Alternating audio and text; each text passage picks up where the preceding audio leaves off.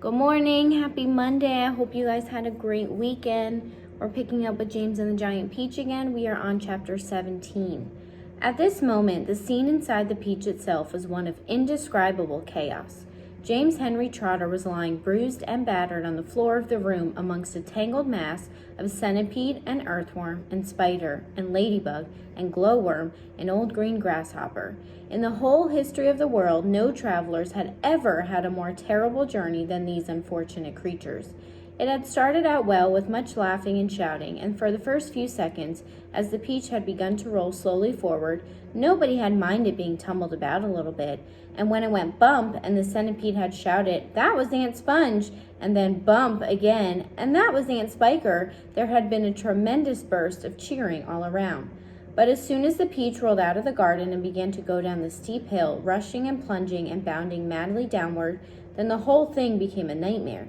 James found himself being flung up against the ceiling, then back onto the floor, then sideways against the wall, then up onto the ceiling again, and up and down, and back and forth, and round, and at the same time, all the other creatures were flying through the air in every direction, and so were the chairs and the sofa, not to mention the 42 boots belonging to the centipede. Everything and all of them were being rattled around like peas inside an enormous rattle that was being rattled by a mad giant who refused to stop. To make it worse, something went wrong with the glowworm's lighting system, and the room was in pitchy darkness. There were screams and yells and curses and cries of pain, and everything kept going round and round. And once James made a frantic grab at some thick bars sticking out from the wall, only to find that they were a couple of the centipede's legs. "Let go, you idiot!" shouted the centipede, kicking himself free, and James was promptly flung across the room into the old green grasshopper's lap. Twice he got tangled up in Miss Spider's legs, a horrid business, and toward the end the poor earthworm, who was cracking himself like a whip every time he flew through the air from one side of the room to the other, coiled himself around James's body in a panic and refused to unwind. Oh, it was a frantic and terrible trip, but it was all over now, and the room was suddenly very still and quiet. Everybody was beginning slowly and painfully to disentangle himself from everybody else.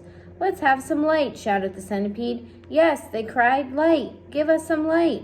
"I'm trying," answered the poor glowworm. "I'm doing my best. Please be patient." They all waited in silence. Then a faint greenish light began to glimmer out of the glowworm's tail, and this gradually became stronger and stronger until it was anyway enough to see by. "Some great journey," the centipede said, limping across the room. "I shall never be the same again," murmured the earthworm.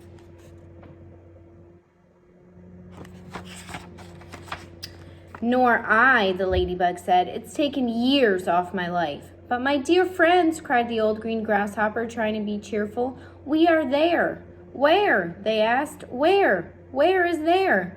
"I don't know," the old green grasshopper said, "but I'll bet it's somewhere good."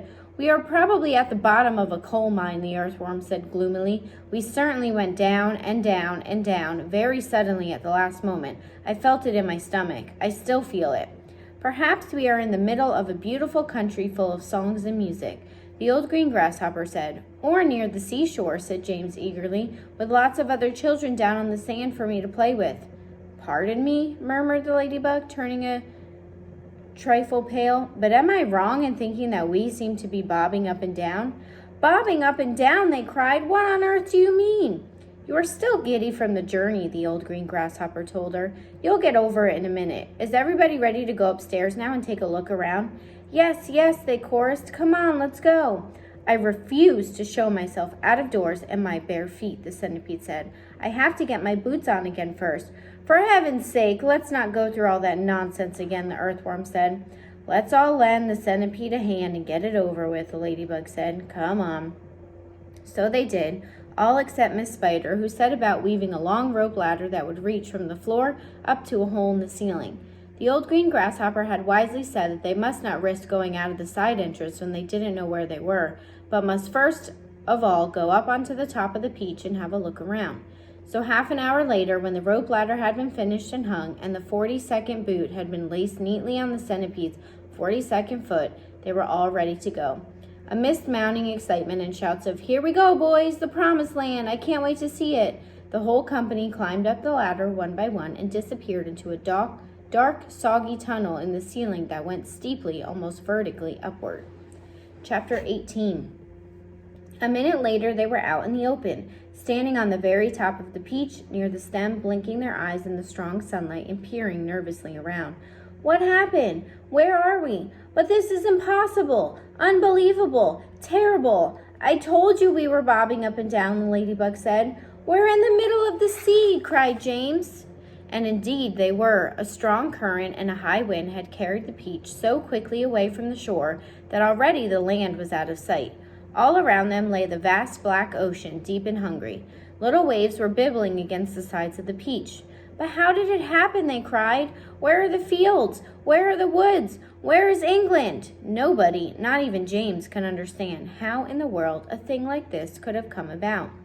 Ladies and gentlemen, the old green grasshopper said, trying very hard to keep the fear and disappointment out of his voice, I am afraid that we find ourselves in a rather awkward situation.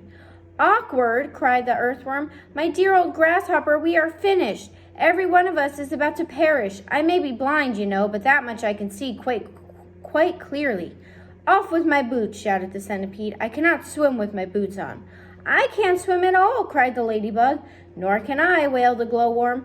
Nor I, said Miss Spider. None of us three girls can swim a single stroke. But you don't have to swim, said James calmly. We are floating beautifully, and sooner or later a ship is bound to come along and pick us up. They all stared at him in amazement. Are you quite sure that we are not sinking? The ladybug asked. Of course I am sure, answered James. Go and look for yourselves.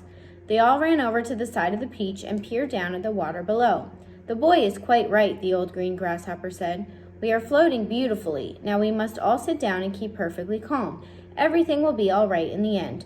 What absolute nonsense, cried the earthworm. Nothing is ever all right in the end, and well, you know it. Poor earthworm, the ladybug said, whispering in James's ear. He loves to make everything into a disaster. He hates to be happy. He is only happy when he is gloomy. Now isn't that odd? But then I suppose just being an earthworm is enough to make a person pretty gloomy, don't you agree? If this peach is not going to sink, the earthworm was saying, and if we are not going to be drowned, then every one of us is going to starve to death instead. Do you realize that we haven't had a thing to eat since yesterday morning? By golly, he's right, cried the centipede. For once, Earthworm is right. Of course I'm right, the earthworm said, and we're not likely to find anything around here either. We shall get thinner and thinner and thirstier, and we shall all die a slow and grisly death from starvation. I am dying already. I am slowly shriveling up for want of food. Personally, I would rather drown. But good heavens, you must be blind, said James. You know very well I'm blind, snapped the earthworm. There's no need to rub it in. I didn't mean that, said James quickly. I'm sorry, but can't you see that? See? Shouted the poor earthworm. How can I see if I am blind? James took a deep, slow breath. Can't you realize, he said patiently, that we have enough food here to last us for weeks and weeks? Where? They said. Where? Why, the peach, of course. Our whole ship is made of food. Jumping, they cried. We never thought of that. My dear James, said the old green grasshopper, laying a front leg affectionately on James's shoulder, I don't know what we'd do without you. You are so clever. Ladies and gentlemen, we are saved again. We are most certainly not, said the earthworm. You must be crazy. You can't eat the ship. It's the only thing that's keeping us up. We shall starve if we don't, said the centipede, and we shall drown if we do, cried the earthworm. Oh dear, said the old green grasshopper. Now we're worse off than before. Couldn't we just eat a little bit of it? Asked Miss Spider. I am so dreadfully hungry. You can eat all you want, James answered. It would take us weeks and weeks to make any sort of a dent in this enormous peach. Surely you can see that. Good heavens, he's right again, cried the old green grasshopper, clapping his hands. It would take weeks and weeks. Of course it would. But let's not go making a lot of holes all over the deck. I think we'd better simply scoop it out of the tunnel over there, the one that we've just come up by. An excellent idea, said the ladybug. What are you looking so worried about, earthworm? The centipede asked. What's the problem? The problem is, the earthworm said, the problem is that there is no problem. Everyone burst out laughing. Cheer up, earthworm, they said. Come and eat. And they all went over to the tunnel entrance and began scooping out great chunks of juicy, golden-colored peach flesh. Oh, marvelous, said the centipede, stuffing it into his mouth. "Delicious," said the old green grasshopper. "Just fabulous," said the glowworm. "Oh my," said the ladybug primly. "What a heavenly taste!" She looked up at James, and she smiled, and James smiled back at her. They sat down on the deck together, both of them chewing away happily. "You know, James," the ladybug said, "up until this moment, I have never in my life tasted anything except those tiny little green flies that live on rose bushes.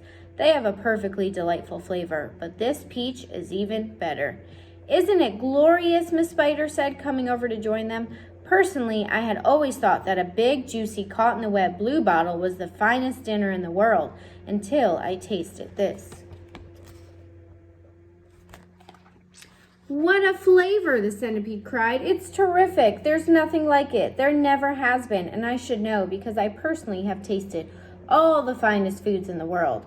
Whereupon the centipede, with his mouth full of peach and with juice running down all over his chin, suddenly burst into a song. "I've eaten many strange and scrumptious dishes in my time, like jellied gnats and dandy prats and earwigs cooked in slime. And mice with rice, they're really nice when roasted in their prime, but don't forget to sprinkle them with just a pinch of grime. I've eaten fresh mud burgers by the greatest cooks there are, and scrambled dregs and stink bugs' eggs and hornets stewed in tar, and pails of snails and lizards' tails and beetles by the jar. A beetle is improved by just a splash of vinegar. I often eat boiled slobbages, they're grand when served beside minced doodlebugs and curried slugs, and have you ever tried mosquitoes' toes and wampus roes most delicately fried? The only trouble is they disagree with my inside.